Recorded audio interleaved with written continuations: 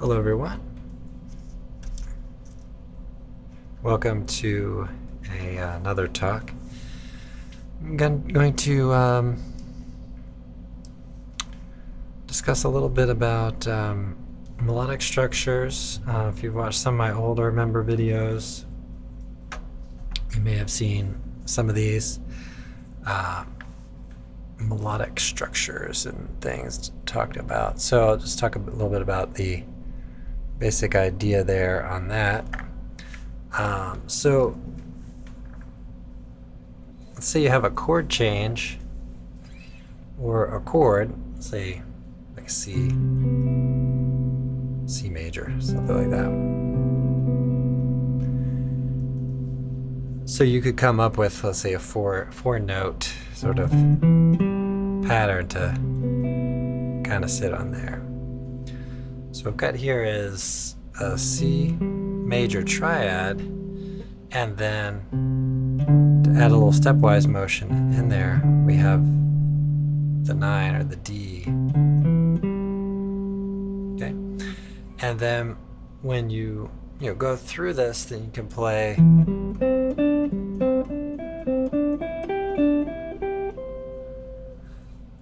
different inversions of that, and what happens is you can have, well, you can negotiate sort of difficult chord changes, let's say, so or chord changes that are kind of rapid, you might say. So if you have a chord change like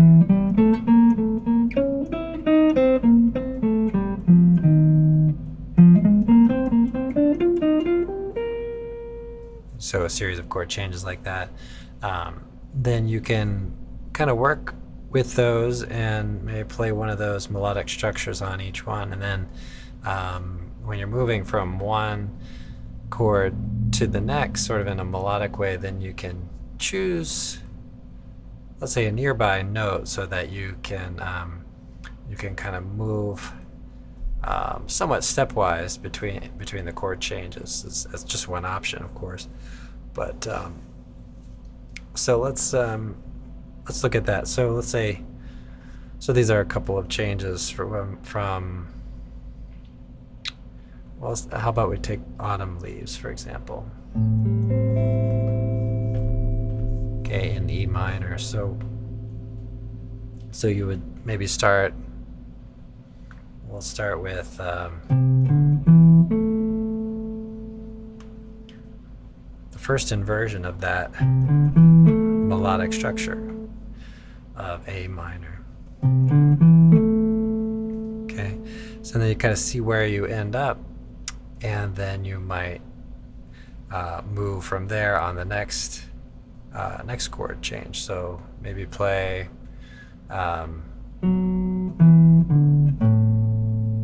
something like that on the D. So we have,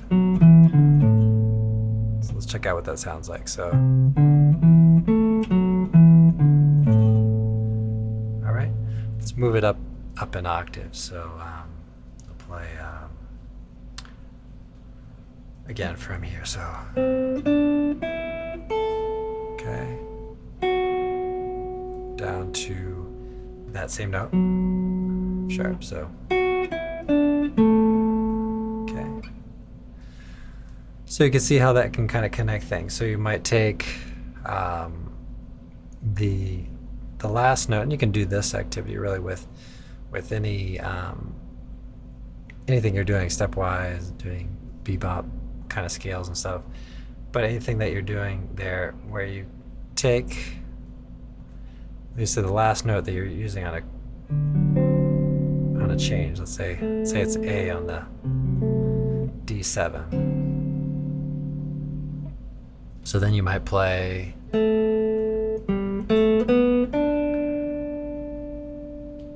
on the G. Melodic structure there. Okay. So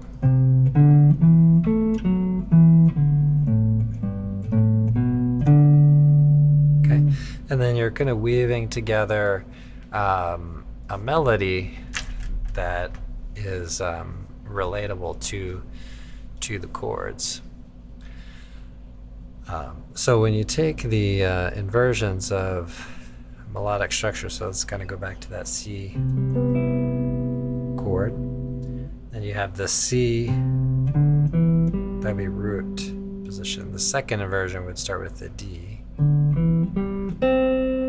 and then the third inversion would start with the E.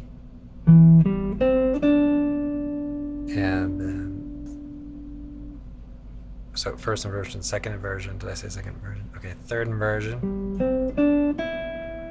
okay, would start with the G. So you just go in order of the notes, and then you're an octave above that. So they end up sounding a little bit similar to what you might play on if you were to use pentatonic type scales on some of these changes. But one of the particular differences that I find is that it's going to present a different interval, not an interval that you can't necessarily play with the pentatonics, but because you're limiting yourself to 4 notes, you're going to end up with a fourth if you play kind of in order of the notes. You're gonna end up with a fourth at some point, especially with the inversions. So, right. So you can see you got the last 2 notes. That's a perfect fourth. So, okay. Okay. So still have that in there. Okay. So it kind of opens things up a little bit. The pentatonic scales already sound pretty open as well. Okay. So with these shapes, and I've talked about this in other talks, you can do quite a few things. You can take, let's say, well, just to give a little background on it, so if it's a major chord, you can do what we're doing. Take the triad itself and then place a note kind of in between.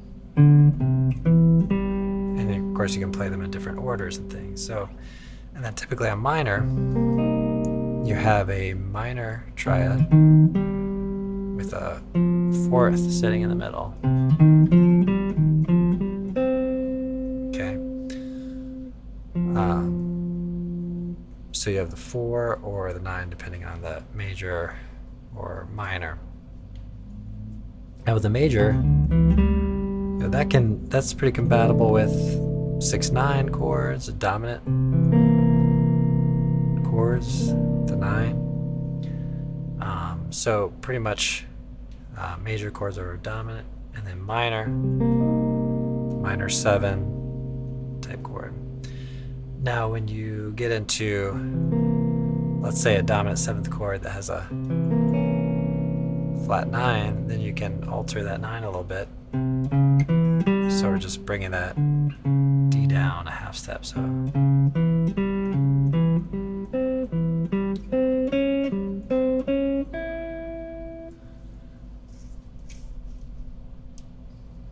all right, so then we get something that can kind of work for that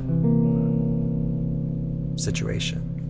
So let's say we keep on going with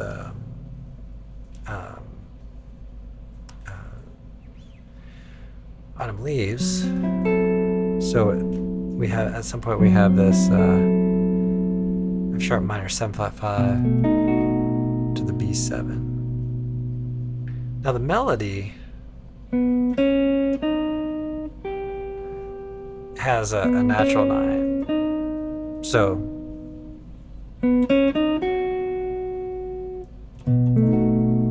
I'm just thinking about that melodic structure there that we talked about. So that would fit that B7. But you might say, well, I kind of like the sound of flat 9 on that while improvising, so So then you could flatten that and have a melodic structure with that. Right. So moving kind of backwards in the progression there, sharp minor 7 flat 5. So what to do about that with melodic structures? So you can take the minor melodic structure that we talked about earlier and just lower the fifth. And then we get these different intervals or inversions of it that we can use and lay out. So the reason for using those inversions, well, there are probably a couple, and let me know if you have more reasons. But essentially, the contour of the line, so that just the different intervals. So it might get a little bit bland to play root 3, 11, 5 every time you play. So you're sound like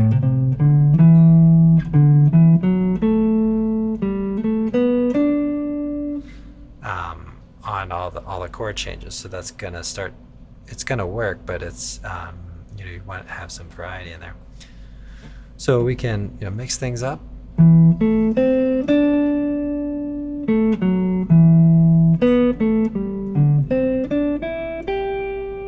Right, and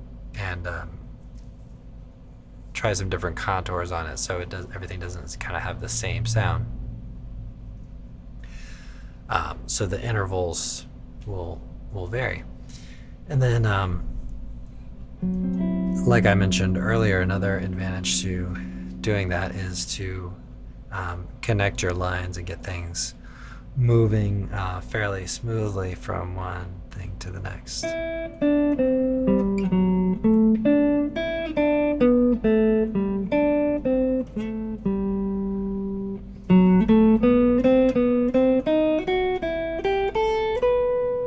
Right. So we could think, okay, well, what are the notes available on that next melodic structure, and what might we want to choose to move to? And so choosing something that sort of stepwise motion can help us kind of connect our lines, and of course we could jump around for effect and all that.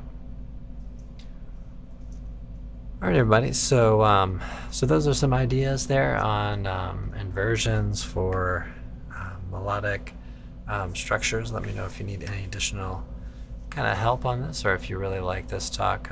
Maybe I'll expand on it. Like I said, I've got a lot of videos and talks on that as well, so I can kind of point you in that direction too. All right, well, again, hope you have a great practice session. If you're checking this out on the podcast, consider subscribing to the YouTube channel and joining the YouTube member area. This is a video available to YouTube members of lessons and talks or higher. So this is a fairly regular live stream talk, and I have a few different types of categories for the talks that are all available.